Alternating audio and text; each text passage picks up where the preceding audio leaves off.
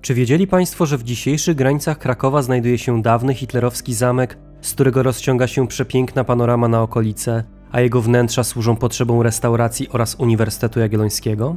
Jakkolwiek kuriozalnie nie brzmiałoby to, co przed chwilą powiedziałem, stanowi absolutną prawdę.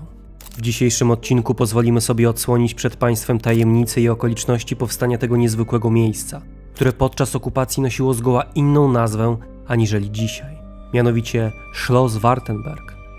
Zainteresowani? A zatem zapraszamy na kolejny film.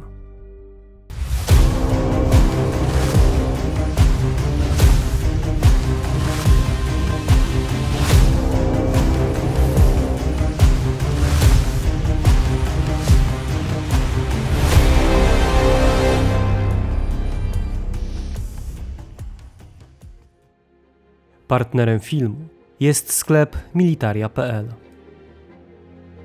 Mecenasem dzisiejszego odcinka jest pan Damian Dziedzic. Z niemieckiego punktu widzenia Kraków czy też Krakał stanowił podczas okupacji niezwykle ważną funkcję. Z jednej strony był tak zwaną stolicą generalnego gubernatorstwa.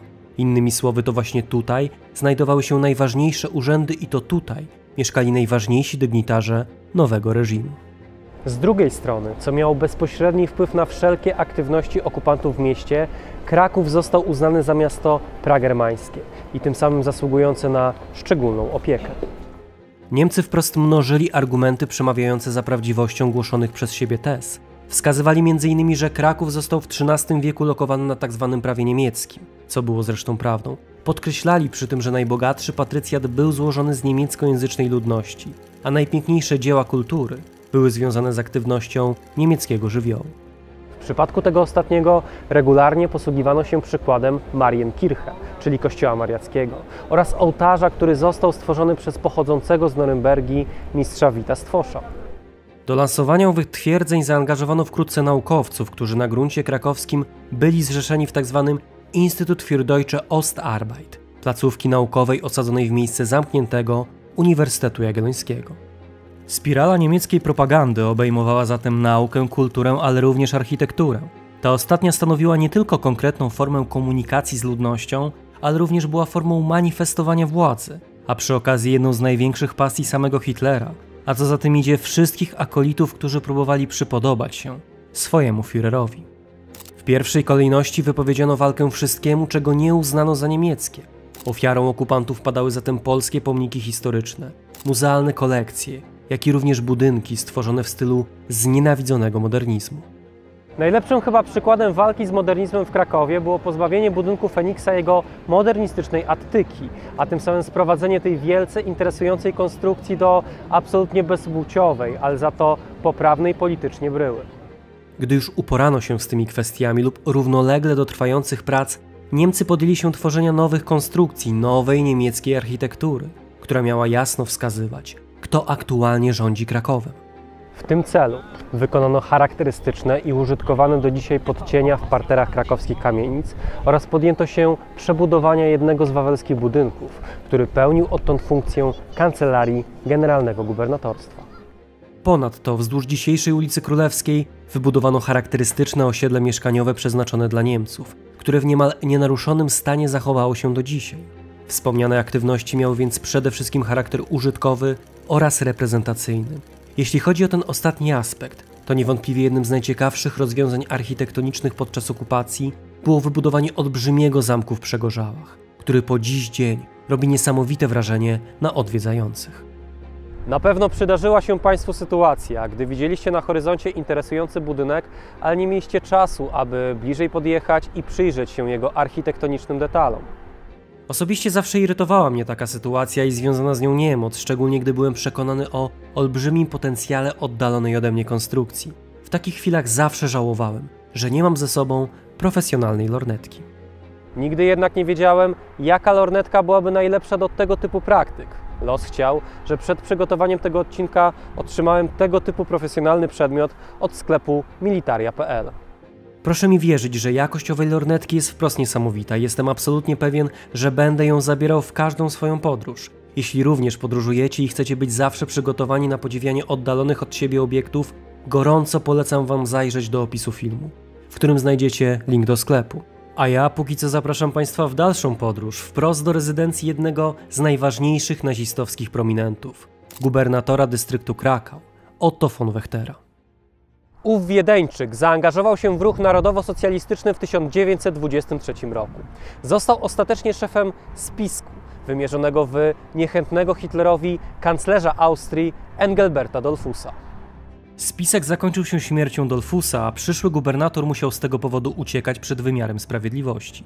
Celem uniknięcia kary zmienił tożsamość i przybrał nazwisko Wartenberg, czyli dokładnie takie, jakim później nazwano podkrakowski zamek.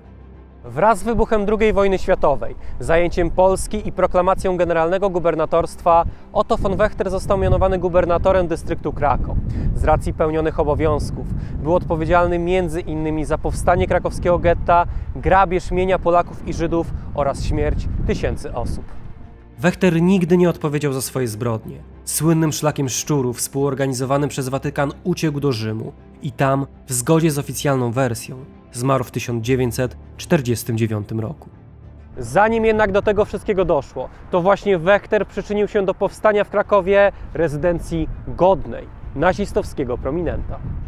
Na jej miejsce wybrano 9-hektarową posiadłość znajdującą się na wzgórzu o wysokości 70 metrów względem poziomu Wisły. Ze wzgórza rozpościerał się i w dalszym ciągu rozpościera przepiękny widok na okolicę, panoramę Beskidów oraz Tatr. Na wspomnianym terenie znajdowała się już jedna rezydencja, mianowicie Willa Odyniec, która należała do architekta Adolfa Szyszko-Bohusza. Wechterowi oczywiście nie przeszkadzało to, że posiadłość ma już właściciela. Wiele wskazuje zresztą na to, że celowo zagarnął on mienie należące do tego konkretnego Polaka, bowiem darzył on architekta nieskrywaną niechęcią, która miała swoją genezę w konkretnych wydarzeniach. Adolf Szyszko-Bohusz, główny konserwator Zamku Wawelskiego, formalnie przestał pełnić tę funkcję wraz z wybuchem II wojny światowej. Faktycznie jednak wciąż pozostawał na wzgórzu i nadzorował wszelkie aktywności budowlane podejmowane przez Niemców. Niemcy postanowili wykorzystać potencjał i wiedzę Bohusza, a ten uznał, że sensownym rozwiązaniem będzie pozostanie na miejscu i sprawowanie pieczy nad niemieckimi inicjatywami, a w miarę możliwości neutralizowanie zbyt śmiałych pomysłów. Sam Bohusz, poza niezwykle płodnym okresem w dwudziestoleciu międzywojennym, zapisał się złotą kartą w ochronie polskich dóbr kultury. To właśnie on odpowiadał za sprawną ewakuację wawelskich arrasów, które trafiły do Kanady, gdzie szczęśliwie przetrwały wojnę. Ich los zainteresował oczywiście Niemców, którzy najpierw aresztowali architekta, a następnie bezskutecznie próbowali uzyskać od niego jakieś informacje. Niemcy ogólnie zdawali sobie sprawę z rozległej wiedzy Bohusza i niejednokrotnie chcieli wykorzystać go dla własnych, niecnych celów, w czym wyróżniała się przede wszystkim żona gubernatora dystryktu, Charlotte Wechter. Sam Bohusz zetknięcie z tą kobietą zapamiętał w następujący sposób. Dnia 6 listopada wezwano mnie do pani Wechterowej, żony szefa dystryktu krakowskiego, urzędującego i mieszkającego w pałacu pod Baranami. Nazwana przez nas Klępą Magdeburską, antypatyczna kobieta, węsząca po wszystkich zbiorach, by coś z nich zabrać na własność. Zarozumiała i bez skrupułów. Umyśliła sobie zaraz po nominacji męża urządzić rezydencję na zamku. Marzenie gubernatorowej o mieszkaniu na Wawelu nie spełniło się. Upatrzony przez nią budynek muzeum decyzjalnego został wyremontowany przez Adolfa Szyszko-Bohusza, ale ostatecznie został przekazany Józefowi Billerowi, czyli prawej ręce Hansa Franka. Inicjatywa wyszła od samego Franka, który ogłosił, że na wzgórzu wystarczy jeden gubernator, pogłębiając tym samym wzajemną niechęć między nim samym a Wechterem, który w obliczu tej decyzji musiał poszukać sobie innej rezydencji. Nie mogąc zemścić się na Franku, postanowił uczynić to względem krakowskiego architekta, którego nie tylko częściowo obwiniał o taki obrót spraw, ale również miał do niego uraz związany z odmową, jakiej Bohusz dwukrotnie udzielił jego żonie. Charlotte sugerowała bowiem Bohuszowi, by ten udał się z nią do Warszawy i wskazał najciekawsze zabytki znajdujące się w mieście. Tego typu przysługa byłaby równoznaczna z udziałem w ewentualnej grabieży, w związku z czym architekt kategorycznie odmówił. Sprowadziło to na niego gniew małżeństwa Wechterów, którzy prawdopodobnie przyczynili się do kolejnego aresztowania architekta i zamknięcia go w więzieniu przy ulicy Montelupich, z którego został zwolniony dopiero w wyniku interwencji niemieckiego zarządcy zamku, Paula Buchnera. W lutym 1940 roku Wechterowa złożyła swoją prośbę ponownie, lecz znowu spotkała się z odrzuceniem. Tym razem Austriacy postanowili ukarać architekta poprzez odebranie mu jego majątku, w którego skład wchodził niezwykły w swej formie dom położony w malowniczej okolicy w podkrakowskich Przegorzałach. Ów dom wzniesiono na wapiennej skale w 1929 roku. Ta niewątpliwie bardzo oryginalna konstrukcja zawierała w sobie cechy historyzujące, spośród których możemy wyszczególnić elementy charakterystyczne dla sztuki średniowiecza czy baroku z elementami nowoczesnego modernizmu. Oficjalna nazwa budynku, Odyniec, nawiązywała do herbu architekta, a jego wizerunek możemy odnaleźć w jednym z kartuszy przy wejściu po lewej stronie domu. Zaraz obok tego kartusza znajduje się zresztą kolejny herb o nazwie Korab, którym posługiwała się żona Bohusza, Stefania z Rzepkołaskich. Ta skromna, choć bogata w treść budowla nie mogła oczywiście sprostać gargantuicznej megalomanii małżeństwa Wechterów, którzy postanowili dobudować do willi olbrzymie zamczysko rodem z Nadrenii, któremu nadano nazwę Schloss Wartenberg. Willę zagarnięto pod koniec 1940 roku, jednakże do prac projektowych przystąpiono dopiero w roku kolejnym. Oficjalnie zadanie powierzono dwóm architektom, Richardowi Fobowi i Hansowi Petermajerowi, których wiedeńska siedziba znajdowała się w prestiżowej dzielnicy przy Schlüsselgasse 8. Prawdą jednak pozostaje, że ich udział w projekcie był znikomy, a właściwe prace z olbrzymim szczęściem dla krakowskiej architektury poprowadził sam Adolf Szyszko-Bohusz. Trudno powiedzieć, czy miała to być kolejna forma upokorzenia architekta. Faktem jednak pozostaje, że dzięki tej nominacji Szyszko-Bohusz mógł czuwać nad inwestycją i w oparciu o swoją wiedzę i dostępne możliwości wpłynąć na jej ostateczny kształt. Prace budowlane rozpoczęto w marcu 1941 roku i przebiegały one w trybie wprost ekspresowym, a fragment tego procesu możemy obejrzeć na archiwalnych fotografiach. Już 15 listopada inwestycje symbolicznie zakończono poprzez zawieszenie wiechy na zamku i wbicie ostatniego gwoździa w dachu przez Otto Wechtera. Zamek w Przegorzałach otrzymał kształt wysokiej, trzykondygnacyjnej konstrukcji, której obrys wpisano w łukowaty profil skalnego, wapiennego wzniesienia. Warto zauważyć, że dolna kondygnacja budynku widocznie wchodzi w przestrzeń terenu. Od strony frontalnej przez niemal całą szerokość budynku przebiega taras, który wsparto na kamiennych arkadach. Zamek został zwieńczony dachem z kilkunastoma lukarnami. Sama konstrukcja miała wpisywać się w niemiecki styl ojczyźniany. Jeśli chodzi o stronę północną, to na szczególną uwagę zasługuje ten pseudo-barokowy portal oraz bardzo interesujący sposób opracowania detali kamiennych. Wyjątkowy charakter posiada szczególnie przestrzeń pod tarasem. Takie rozwiązania jak kamienne ściany i rzędy ustawionych po łuku podpór przywodzą z kolei na myśl na przykład podstawę Stadionu Olimpijskiego w Berlinie. Innym ciekawym elementem założenia był wzniesiony na północ od nowego budynku basen, tak chętnie przecież umieszczany w rezydencjach niemieckich dygnitarzy. Owym zamkiem Otto von Wechter nie cieszył się jednak długo. Otóż 1 lutego 1942 roku otrzymał on nominację na gubernatora kolejnego dystryktu generalnego gubernatorstwa, czyli Galicji, którego stolicą był Lwów.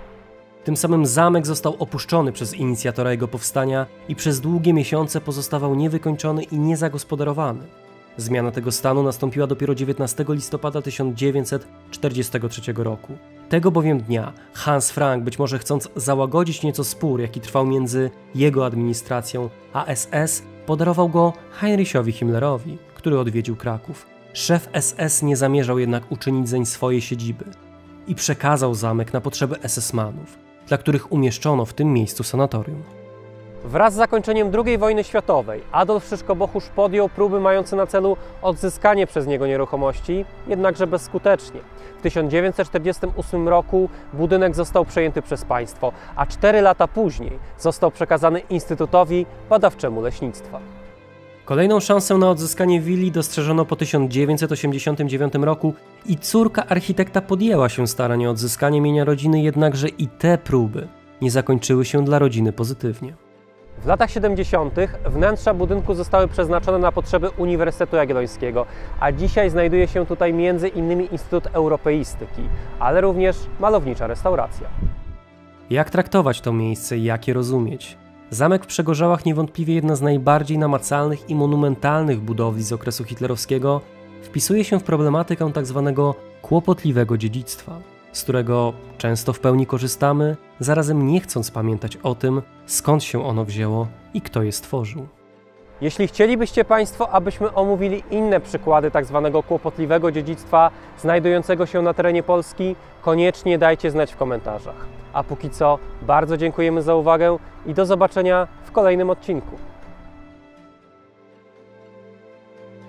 W dzisiejszym odcinku pragniemy serdecznie pozdrowić panie Annę Unruk-Cichoń, Urszulę Babiuch, Kamilę Lenarcik oraz Ewę Ogrodnik.